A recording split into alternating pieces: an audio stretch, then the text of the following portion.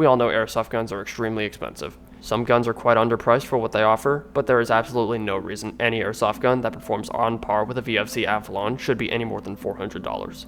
The SEMA Platinum M4 is, in my opinion, the best airsoft gun you could buy for $300. With it, you can easily hit players out to 150 feet, and you're hitting 31 rounds per second with an 11 watt LiPo. The build quality is solid, and the internals are even better. The new gen models have upgraded microswitch MOSFETs that last much longer than the older models, so you won't have to worry about it frying itself in the middle of a game.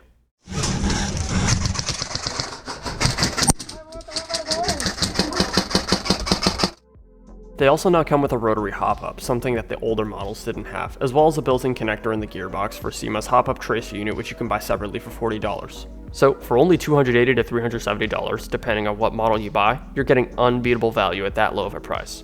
Honestly, because of how good these models are, it would make more sense to increase the price a little, and they would still be worth every dollar. Unfortunately, not every airsoft gun manufacturer has a very good price-to-performance ratio, like SEMA does.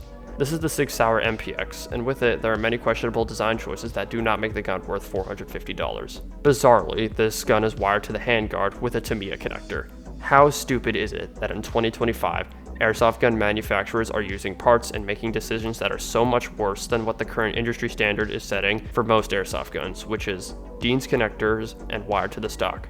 The MPX utilizes a Picatinny rail to mount to stock, so you might think that's what's keeping them from wiring it to the rear, but buffer tube adapters for rails exist and can be bought anywhere, so there's absolutely no reason to front wire the gun.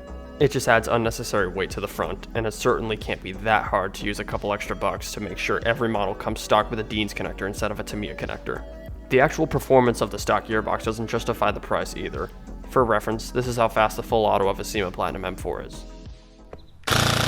In comparison, this is how fast the MPX's VFC Avalon full auto is. Our FPS test showed an average of just about 370 FPS and about 18 RPS on full auto when using 0.20 gram BBs and a 1000 milliamp 11.1 volt LiPo stick type. The manufacturers had to have thought this through, right? VFC Avalon gearboxes are more easily upgradable than Platinum gearboxes, sure, but we're talking about pure stock performance. I don't think wanting the performance of the airsoft guns to accurately reflect their prices is a big ask, is it? And I also don't think it's a big ask that a stock airsoft gun doesn't cost any more than its real steel counterpart. Or, 3 times as much.